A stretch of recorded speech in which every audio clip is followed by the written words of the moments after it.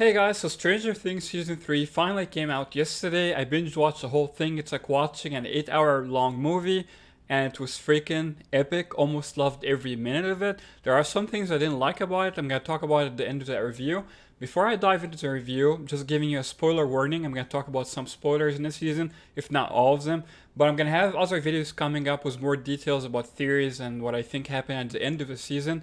This is more like a general review, but will contain some spoilers. You have been warned.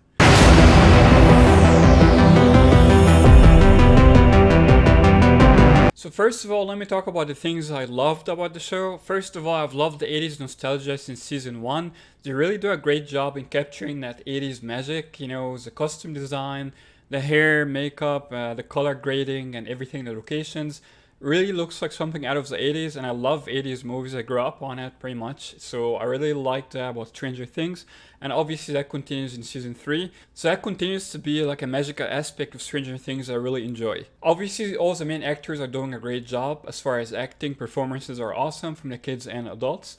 My personal favorites from adults are Hopper, obviously, he's hilarious. This season kind of goes over the top a little bit. I'm going to talk about a bit about that at the end of the review. But as far as Hopper is still one of my favorite characters, one of my most favorite. Dustin is really funny, obviously. So Dustin is, he's my favorite character in the kids, pretty much. Hilarious, very smart. There are a lot of pairings in Stranger Things of characters together. For example, Jonathan and Nancy always go together in a pair. You have Mike and Eleven, and you have Steve and Dustin that started last season, which I really enjoyed. Was like out of nowhere they paired together, and they couldn't be more different from each other. Yet their interactions are the best. It's not just the funniest, but also the most emotional when it comes to. So yeah, they built on that this season, and it's even better this season. They spent so much time together, and they plot like things to like tackle the evil Russians and all of that to find out their plans. So yeah, we get that pairing a lot this season, which I really enjoyed. They also do a good job showing Will struggling with like the new life. The boys are growing up, and his friends are spending all their times on girls, and he wants things to stay the way they are. Playing D&D and all those games he used to play with their friends like Mike and Lucas and stuff, but they're too busy dating girls like Eleven and Max and all of that. So he did a good job showing that struggle with Will, and he has some arguments with his friends about it, and he's really mad. So yeah, that was really emotional. The actor did a great job portraying that. Noah did a great job, so good job there. Billy gets much more screen time this season and much bigger arc. Pretty much he's possessed by the Upside Down, but the thing that stayed behind from last season after it possessed Will. So it possesses him when the door opens by the evil Russians, which is the main story this season.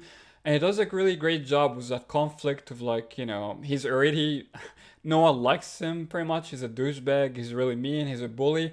But it becomes even worse once possessed by the thing, predictably. But also, he gets a great redemption arc towards the end, which I'm gonna come to later in the ending. And the actor does a great job portraying that inner struggle and great redemption at the end of the season. I did not expect to feel anything positive with that character, but as usual from the Duffer Brothers on Stranger Things, they turned Steve, season 1 jock, he was unlikable, into a lovable character now. They turned Billy, even more unlikable, into pretty much a hero at the end of the season. So yeah, amazing job from the Duffer Brothers there. The main story is cool, very horror movies with the 80s style, as you expect. Reminds me of like movies like Invasion of the Body Snatchers and The Faculty, not necessarily from the 80s, but really enjoy those movies. And the story reminded me of that the whole, parasite, alien thing, whatever it is, creature taking over a host, like the movie The Thing, by the way, which is referenced this season, taking over the host and taking over the whole town. So the season starts kind of slow but picks up by episode like 3 or 4. It's very action packed, very fast moving. Even in the first few episodes that started kind of slow, I still wasn't bored. It's just there wasn't much really going on. But one thing started picking up, action sequence started happening, 11 versus Billy, 11 versus other monster, the spider thing monster controlled by Mind Flare from the Upside Down. So once those action sequences start kicking in, and it's almost non-stop action, you have no time to breathe. Monsters are attacking everyone, everywhere. The monster keep occupying, more bodies, becoming bigger, attacking the boys and girls, and Yeah, so action sequences are awesome. 11 Cs are awesome as usual, using her powers to like fight all those monsters, to subdue Billy. She couldn't kill Billy, but she kind of like pushed him away in a few of the confrontations, and he's kind of too strong for her. It's not an easy feat for her to just like toss him away or something. So she had to really exert herself to get rid of him. And at some point towards the end of the season, she gets into his mind and sees his childhood memories and his really tortured past, which made him what he is today, which plays in the finale with Billy's big redemption arc. Levin uses his tortured child memories to remind him that, he can do good still. She snaps him out of the trance-like state he's in, being possessed by, the mind flare from Upside Down. So she snaps him out of that last moment, and he stops the big monster thing from, turning her into a monster too. And the monster gets mad and kills him. So pretty much he sacrifices his life for the whole town, specifically for 11, and redeems himself big time. Very emotional scene with the memories and stuff. It actually got to me. I didn't expect that because I hated Billy all the time before that moment. So great job by writers and directors turning Billy from like one of the most, if not the most hated character, into pretty much a tortured soul who just couldn't control pretty much what his life went on and became what he is today.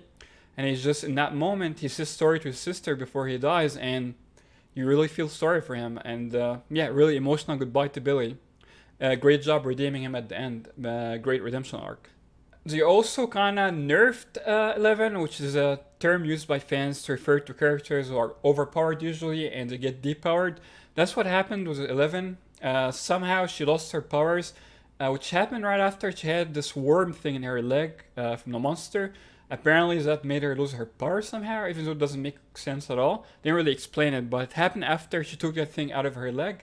She couldn't even move like a Coke can or anything, or like crush it like she used to in the lab with her papa or whatever. So yeah, this is a good move, I think, because she's no longer like special like creature with powers like Deus Ex Machina, which means someone who saves someone last moment in movies and TV shows. It's a really old cliche. So the reason why is it depowered her, obviously to not make everything easy, so that she just kills all the monsters as usual, and it gives other boys and girls something to do to fight the monsters and like team up and do all of that. So yeah, that made sense that they depowered her. It didn't really annoy me, except like they didn't really explain it well or at all. But I understand why they did it, and it made sense in the story, and it allowed for 11 to pretty much wake up Billy and have him do good again, sacrifice himself for everyone else. So if she was, still had her powers, she wouldn't need to do that. She just like move everything with her mind and win the whole fight. So it was a good move to depower her, in my opinion. There are a lot of other positive things about the season. Obviously, you have the new character, the Russian scientist Alexei. He doesn't speak English, but he's really lovable. Everyone seems to love him. And he just wants to help the Americans. He doesn't want to do that evil Russian project anymore. Harper catches him, and he goes with Joyce Zamuri, the crazy conspiracy theorist guy, who's hilarious, by the way, as usual. Very charismatic actor. Does a great job once again. Gets a big role in the finale. And Alexei unfortunately dies, which is really tragic considering you only see him for a few scenes and he doesn't even speak English, but you kind of feel for him, and he just wanted to live the American dream, but he gets killed by Russian Arnold Schwarzenegger, which is the big Russian henchman guy who really looks like a young Arnold, which is really funny. Who was actually kind of funny by himself because he reminds me of Arnold every time I see him on the screen. The way he talks, the way he walks, the way he fights, just intensity. Everything screams he's doing like a Russian imitation of Arnold, which I think was really funny, like cheesy but funny. The whole Russian agenda was really funny and cheesy in the movie. But it's based on 80s nostalgia, so you expect that, right? So as I said, there are some things I didn't like. I loved most of the season, pretty much. I think it's awesome. Some things I didn't like, very few things. First of all, the way Hopper developed this season, he's always like cartoonishly angry to turn him into a sitcom dad from like the 80s. Very cartoony. He's overreacting to everything. He's always mad. He's not serious anymore like he used to be in season 1 and 2, which he was still very funny, by the way, but he was a serious character who was he's really just super funny. This scene isn't just cartoonishly funny, like supposedly. I don't like the way they turned him into just like a cartoonish 80s sitcom dad. I still love the character. Hopper has always been pretty much my favorite character in Stranger Things. He still is, but I didn't like the way he did change him into like this cartoon pretty much. And the way he did, bickering back and forth with Joyce, some people found this funny and sweet and stuff. For me, it was like over the top. They're always like bickering like children. Like Mary keeps calling them children for a reason because they are acting like children. So I didn't like that part about Hopper turning into a cartoon, and the bickering with Joyce was really silly in my opinion. Funny at times, but for the most part, just over the top. One other thing that annoyed me, first of all, how this season started kind of slow. Like I said, the first couple of episodes didn't really have much going on, but also the fact that it turned Mike and Eleven into like, basic standard hormonal teenagers just making out all summer and not doing anything else, nothing else you used to do in the first 2 seasons. And yeah, they're smarter than that. They can do other things, right? But yeah, Hopper was annoyed by that, and so was I. So it was kind of funny seeing that dynamic between Hopper, Eleven, and Mike, and how he wrote the speech and all of that, which plays in the end of the season, which I'm going to talk about briefly here. Just one thing I didn't like about the characters of Mike and Eleven early on. Later, as he joined the team and started doing the things he used to do in the early seasons, fighting monsters, discovering the clues and all of that stuff. But early on, they were pretty much useless, just like, oh, teenagers making out in Eleven's room all day for 3 episodes. Alright, well, that's not interesting, so I'm glad it didn't last much longer. Alright, now comes the epic finale, the Starcourt Mall finale, as they fight the big spider monster in the mall. And, Hopper, Murray, and Joyce go under the mall to the secret Russian base that has the openings upside down to close the opening and destroy the device that opens that gate, obviously, once and for all, because you can't just turn it off. They have to destroy the device too. So first of all, epic fight till they get rid of the monster, kill the monster. The part where they close the gate, though, yeah, so pretty much Hopper fights Arnold Schwarzenegger looking guy, and somehow he gets trapped behind the ray thing from the device, and he can't come back, and Joyce has to close the gate. She has 2 keys ready, and he points at her and says, yeah, you have to do it, and he loves her and everything, and they want to go on a date, which is really heartbreaking. Reason why I wasn't very much affected by this scene emotionally is because I knew Hopper is not dead. I don't want to say I knew, but I kind of expected him not to die. No way he would have died. The way they set it up is he got trapped behind that machine thing, the ray thing, and he had the gate behind him. In my mind, I was almost certain that he will jump through the gate, or he's gonna get sucked out of the gate or something when she turns the keys. So I didn't think he died. I still don't think he died. A lot of people think he already died, but there are other clues why he probably didn't die. Most likely didn't die, and he's gonna come back hopefully in season 4.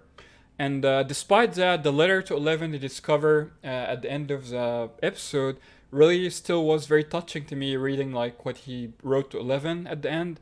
Well, before they moved on, Joyce, they moved house and stuff like that, and took Eleven with her and her kids. Letter was so touching, like, even though I didn't think he's dead, but it's kind of like a letter from beyond still. And yeah, really sweet and touching letter, and really got to me, very emotional. But I don't think Hopper is dead. I'll actually make a video dedicated to that, with like a theory of why he's not dead. I'm gonna talk about the clues left at the end of the season of why I think he's not dead and he'll come back in season 4. So overall, guys, I loved the season. Didn't get bored at all, even with a slow start to the season. Love Stranger Things as always. Didn't feel a moment of boredom, like I was just saying. I think they did a great job as far, acting, directing, the story, and all of that stuff. Some like weak things, like I mentioned, like how they turned Hopper into a cartoon, pretty much. Didn't like that part much. The slow start and other stuff. Otherwise, beautiful show, amazing looking show, great story, epic ending, heartfelt ending. And yeah, I really enjoyed it, and I cannot wait for next season. I hope it doesn't take at least more than a year, because the new season took like a year and a half to come out. So I hope next season comes out a year or less than a year from now. I'm looking forward to it. So what did you think of season 3? Let me know down below in the comments. Subscribe for more awesome content. Until next time, no chick flick moments.